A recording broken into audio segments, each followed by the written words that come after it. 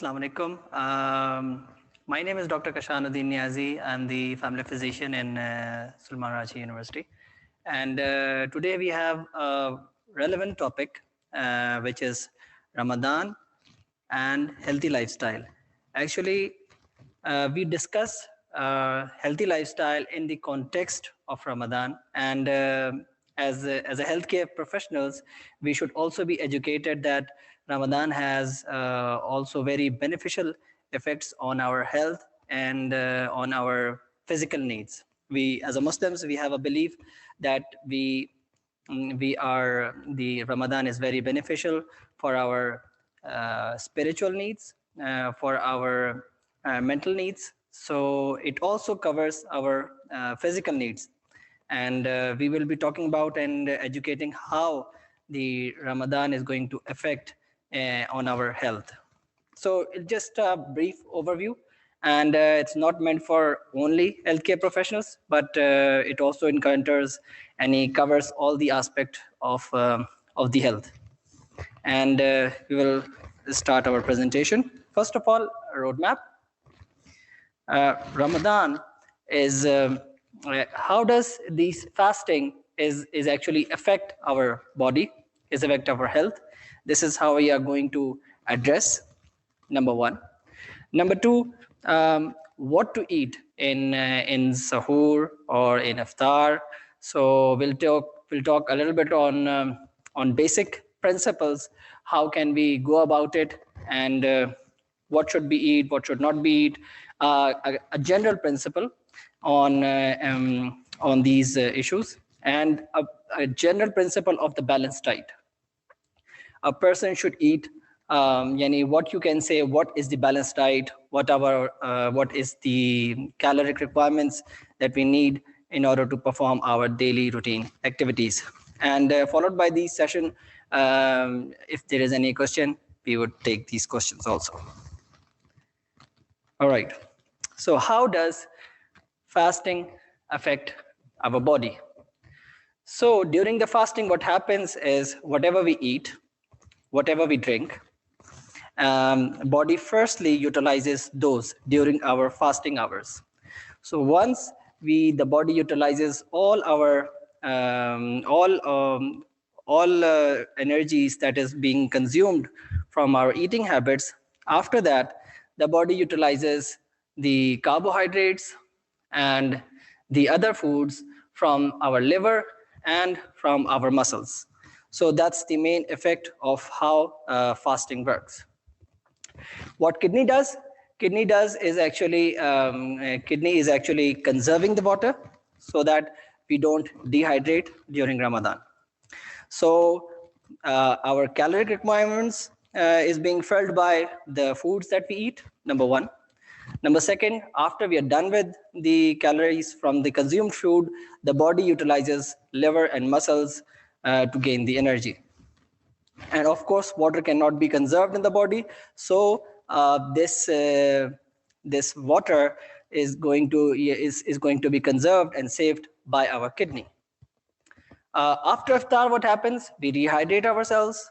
We take good nutrition. We take good calories. And we regain ourselves. The first and the bit of small tip over here, whenever we start to break our iftar, try to do it very slowly, because our gut is slow, sluggish, and it takes a little time to warm up themselves. So we need to take a little bit of water, some light food, so that our GI, our stomach, start to working properly. And then we can add and eat good foods so that we don't have digestion problems. So we should have low-fat food and obviously less fried items. We'll go a bit detail on that, but that's something small tip. Okay, a bit of medical issue, but we just take just a small comment over here, that how our brain knows that we need food, we are hungry, and how can we replenish ourselves. So in order to do that, when our stomach is empty, you can see here, When your stomach is empty, one hormone which is called hungry hormone is called ghrelin. Ghrelin activates and it tells our body and brain that we are hungry and we need some food. All right. Once you get the food, incretin released from the GI, which causes the pancreas to stimulate insulin in order to get more energy into the tissues, which is liver, muscles, etc., etc. And once we are full, the adipose tissues, they release leptin, which causes the brain, which gives us the signal that now we are full and we don't need much of the food. So in order to, our brain knows with the help of our hormonal activities that we should eat or we should not eat, like we are full. So that's a bit of understanding how our brain and body works during fasting. There is a study in the NAGM which talks about the physical aspect of fasting. This physical aspect of fasting, we call it as intermittent fasting. If you call it in a scientific term, we fast during the day and after the Maghrib, we break the fast. So how does, in addition to our spiritual aspect, it also affects very significantly and very positively on our body? How? These are some of the points that points towards the positive aspects on our body. Number one, obesity. It seems like if you fast in a way that is required as far as the Islamic guidelines are concerned, you will reduce weight. If you want to reduce weight or if you want to control your obesity, Ramadan is the best time. And it says it improves the obesity, number one. Number two, insulin resistance. The body, when there is insulin resistance, what is that? When there is insulin resistance, the body gains more weight, and whenever if you're active enough to lose weight, your body is not actually losing the weight. So this is insulin resistance, and that insulin resistance is getting better. The insulin resistance is decreasing in Ramadan, in intermittent fasting. Number third, high cholesterol. If you have problems with high cholesterols, you're following the guidelines, you do intermittent fasting, it will control your cholesterol level. Number four, it controls your hypertension. If you have blood pressure problems, and if your blood pressures are not getting controlled, Ramadan or intermittent fasting is the best time. Then inflammation. We tend to have some inflammations going on in our body. If there is any inflammatory processes, if there are tissue damages, the intermittent fasting also improves these kind of physical aspects. Although this list is not exhaustive, by the way, we have multiple problems which can be dealt, and it can take care of our health. So intermittent fasting is very important. So now we'll talk about a bit of, we have two major changes in Ramadan. One is the timing of the food. We eat 2 basic meals. This is the change from the non-Ramadan timings. In Ramadan timings, we have 2 big meals. One is suhoor and one is in the iftar. Number 1 is the timing of the food, which is different. Number second thing is the caloric requirement. We should have enough calories intake in order to perform our daily routine activities. So these are the 2 important points that you need to consider when Ramadan starts.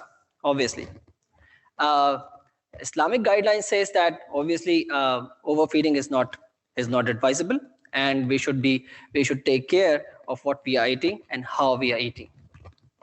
So number of meals, number 1. Number 2, we need to be very careful about how much diet and how much energy we are getting. How does our ideal iftar look like? It's some of the suggestion. An ideal iftar should have started off with, when we break our fasting, we should start with dates ideally and with water as compliant with the Sunnah. It gives us a good amount of energy with no fats, where it regains our strength, it regains our mental and physical well-being. So we should have 2 to 3 pieces of dates with a glass of water or a milk or a juice. Juice should not be added sugars, it should have natural sugars into it. So once you do that, you should go for a Maghrib, which gives you a bit of break. It provides your GIT to be more active, and it is more receptive of what you eat now. So once you have 15-30 minutes of break in between your breaking of the iftar and then your meal, you should have less problems with GI disturbances like GERD or fullness of the stomach and constipation and things like that. So you should have less acidity in this kind of habit that you contain. And then after you perform Maghrib, you should start eating your meals. Make sure that you contains adequate amount of calories, that you can contain adequate amounts of fluid into it. You should have fruits, vegetables, avoid fat and fried foods. And based on the Islamic guidelines, you should avoid overfeeding. That's the main gist, because many a times we ideally should decrease our eating habits, should make it better, but practically speaking, we are getting not very healthy lifestyle during Ramadan. All right, so if you take a look over here, you should have dates in your iftar. What date provides you? Minerals, natural sugars, calories, but no fat. So dates are very crucial if you see in a very scientific way. It's gluten free, sodium free, cholesterol free, and fat free. So date is a perfect meal. If you think the second thing is the liquids, you should have plenty of fluids, plenty of water, plenty of juices, but make sure that juices do not have added sugars into it. Then fruits and vegetables, these are very basic and important things. It provides you natural sugars, it provides you minerals, vitamins, so on and so forth, and followed by some soups, so that can give you a good calories, which can take care of your normal activities. It should give proteins, it should give calories.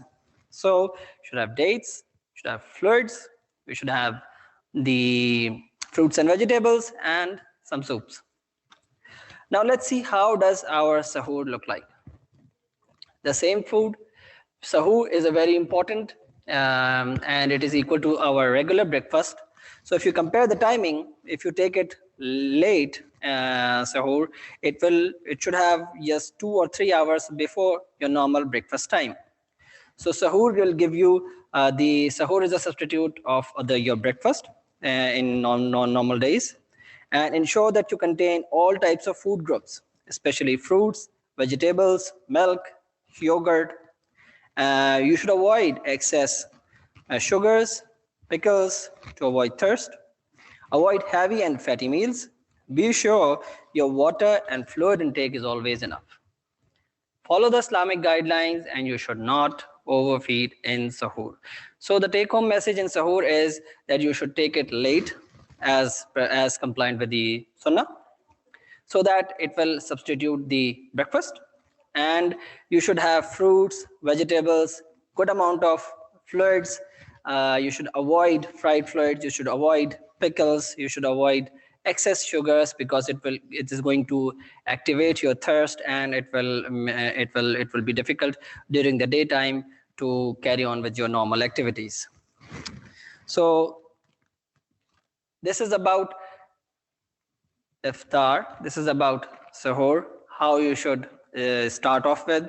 The main principle is you should stay active and You should take more and plenty of water. You should take fruits, vegetables, and you should take minerals into it. So and try to grab all these things from your diet, not just taking multivitamins and supplements.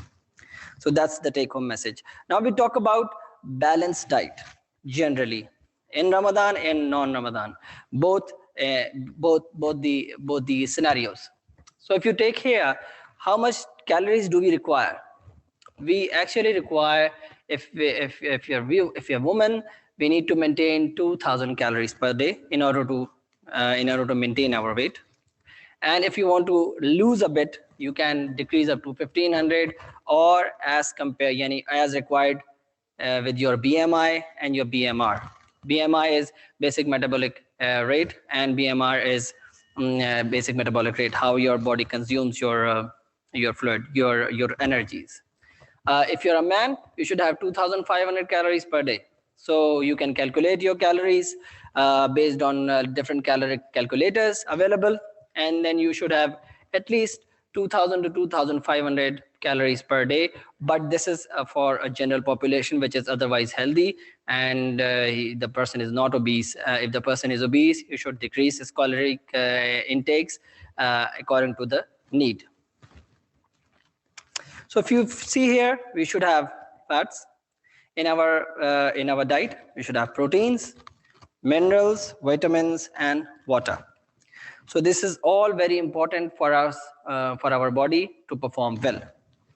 So we should be in balance in taking all the food items and food contents. Now we'll take a look of how our different food items, different food and different carbohydrates, proteins, fats, what are the roles? Why it is important to take these? So if you say sugar is for energy, and you should take these sugars from natural sources rather than additive sources. Fibers, you should have fibers in it. Why fibers? To avoid constipation. You should have proteins into your diet. Why proteins? In order to grow better, and also for the repairing of the cells. Why? You also need fat also for the energy and your insulations. We also need vitamin C for healthy skin and our gums. So vitamin C is also very important for us for the gums, for our skin, for antioxidants, for anti-cancerous things. So that's something which is very important. Vitamin D is important for strong bones. So you should have vitamin D in your diet in order to strengthen up your bone. You should have calcium in it. It is also good for the bones. You should have iron into your diet and nutrition in order to make red blood cells more active. We also need adequate amount of water to dissolve and to transport different substances. So this is all we require. This is all we all should have these things in our diet in order to perform good. We should have carbohydrates, we should have proteins, we should have vitamins, minerals, and water. In a nutshell, if you see here, it's a very famous diagram of food pyramid, and the base of the pyramid is very wide while the tip is very narrow. If you go from base to tip, you should know that the base component should have breads, cereals, rice, pasta. This is a carbohydrates. Why carbohydrate was? Carbohydrate was to have sugars, to have good fibers. So it will give you more energy. And you should have 6 to 11 servings per day on during the whole time. You can divide it into 3, you can divide it into 4. And by the way, if you need to know what one serving should look like, we will also talk about how does one serving should look like. If you go a bit upwards, you should have fruits and vegetables 3 to 5 servings, and you should have fruits 2 to 4 servings at least. Milk, yogurt, cheese should have 2 to 3 servings. Meat, poultry 2 to 3 servings. Fish, oils, and sweets you should have in a very sparing manner. Serving size. Now let's define what serving size is. If you talk about breads, cereals, and pasta, serving size differs on what kind of food that you are eating. If you see here, just one bread is equal to one serving. And if you talk about cereals, 1 cup is equals to 1 serving. Half cup of cooked pasta or rice is equals to 1 serving. So 6 to 11 servings the whole day. Vegetables, half cup or about the size of a bulb, part of a light bulb. So that can give you 1 serving. Fruits, 1 medium size fruit or about a size of a baseball could be 1 serving. In dairy products, 1 cup of milk, yogurt, or 1 ounce of cheese can make up 1 serving. Proteins, 3 ounces of meat, chicken or fish, or about the size of the palm of the woman's hand, and half cup beans or 1 egg. This is all 1 serving. It differs from the kind of food that you're having, the kind of fruit that you're having, but it will just give you a rough idea how you can plan your meal and how you can go about it. Fats and oils and sweets, 1 teaspoon of sugar is 1 teaspoon is actually enough for for the whole day, or maybe 2 teaspoons for the whole day. It's more than enough. In a nutshell, or in a layman term, whenever you see your plate, it should reflect like this. You should have fruits in it, you should have vegetables in it, and you should have proteins. So if you look up your plate and you can think of, if I need to divide my plate into 4 parts, it should have proteins in it, it should have fruits in it, it should have vegetables in it, it should have some grains, and a cup of dairy milk, whether is it a milk or dairy product, whether is it a milk or a yogurt. So this is how our plate should look like. It should have all the important contents and ingredients which is healthy and which is important for our basic functioning. So that's about it about health and how can we take care of our health during Ramadan. The take-home message over here is we should design our iftar and sahur in a way that can give us good calories, less fats, and good enough water, enough liquids in order to perform well. We should also avoid